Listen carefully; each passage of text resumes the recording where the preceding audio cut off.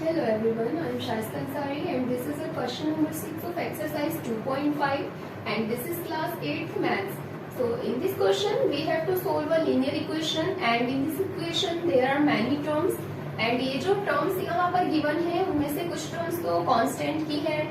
कुछ terms variable की terms given है। तो एक लीनियर इक्वेशन के अंदर टू साइड्स होती हैं जिसमें से एक होती है लेफ्ट हैंड साइड एंड एक होती है right hand side. Is equals to से पहले की जितनी भी टर्म्स होती हैं वो सारी की सारी लेफ्ट हैंड साइड में आती है एंड इसके आगे जितनी भी टर्म्स होती हैं वो ऑल राइट हैंड साइड में आती है।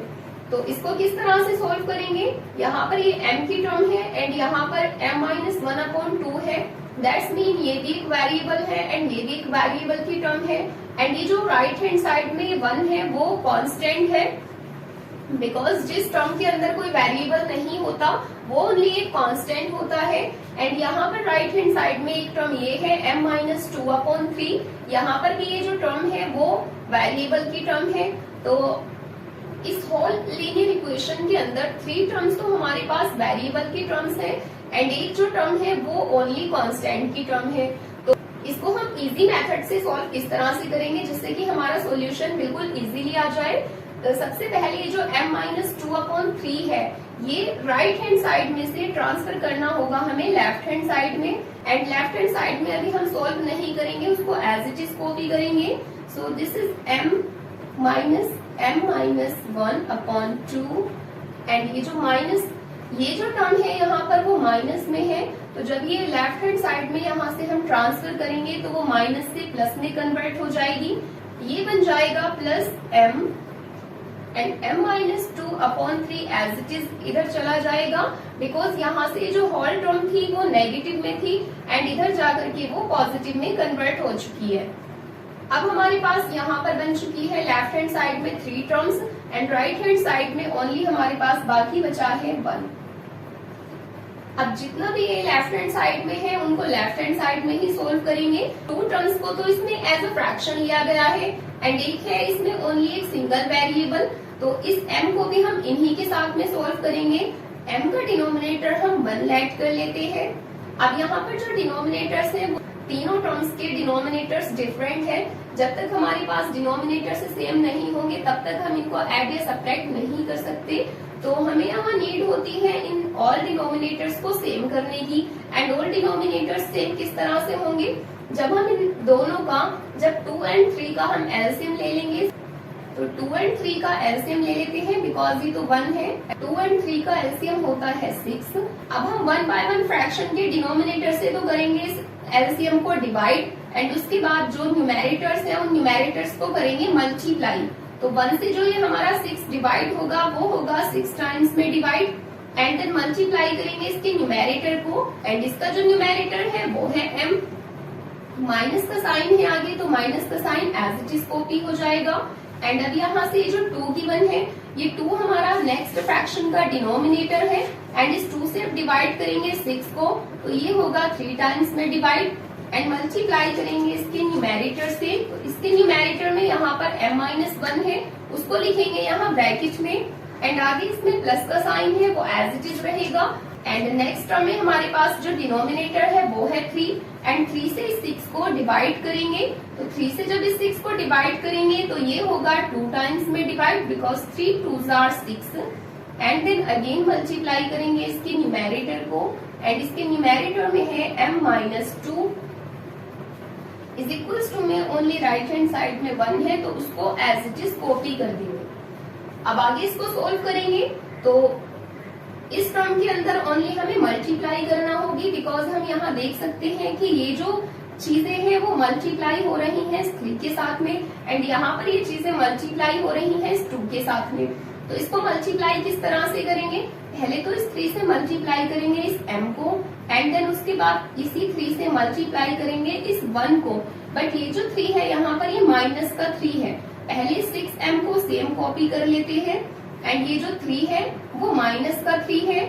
3 इंटू m तो हो जाएगा 3m एंड ये जो माइनस है वो माइनस प्लस माइनस एंड अब यहाँ पर भी माइनस का साइन है एंड यहाँ भी माइनस का साइन है। ये जो 3 मल्टीप्लाई कर रहा है इनको होल टर्म्स को तो वो माइनस का 3 मल्टीप्लाई कर रहा है जब इस -3 के साथ में हम -1 को मल्टीप्लाई करेंगे, सो 3 1 जा 3 एंड माइनस माइनस प्लस। आगे हमारे पास यहाँ पर ये जो 2 है वो पॉजिटिव का 2 है, तो इस 2 के साथ में जब इस m को मल्टीप्लाई करेंगे, this will B 2 into m 2m and now 2 2s are 4 and plus minus will be minus and upon 6 will be as it is here and is equals to में यहाँ पर राइट हैंड साइड में 1 है तो अभी 1 को ही ले लेंगे। आगे इसको सोल्व करेंगे तो यहाँ पर देखते हैं कि कितनी m की टर्म्स को m के साथ में ही सोल्व करेंगे जो लाइक टर्म्स है, बिकॉज ये m की टर्म्स इन कांस्टेंट के साथ में सोल्व नहीं हो सकती। तो m की टर्म एक यहाँ पर है हमारे पास 6 एंड एक है -3m एंड एक है 2m। ये जो प्लस का 3 एंड माइनस का 4 है ये दोनों के दोनों कांस्टेंट है, बिकॉज इन दोनों के साथ में कोई भी वेरिएबल नहीं है। तो इन दोनों के दोनों कांस्टेंट्स को हम वेरिएबल की टर्म्स के साथ में ऐड या सब्ट्रैक्ट नहीं कर सकते।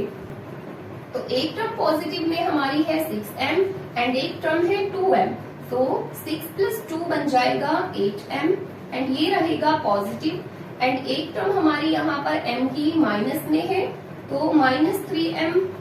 जब 8 में से माइनस करेंगे इस 3m को तो हमारे पास बचेगा 5m एंड 5m जो होगा वो पॉजिटिव होगा, बिकॉज पॉजिटिव इंटीजर यहाँ पर ग्रेटर है एंड पॉजिटिव इंटीजर में से जब इस नेगेटिव इंटीजर को सब्ट्रैक्ट किया जाएगा तो जो भी हमारे पास बाकी बचेगा वो पॉजिटिव का ही बाकी बचेगा।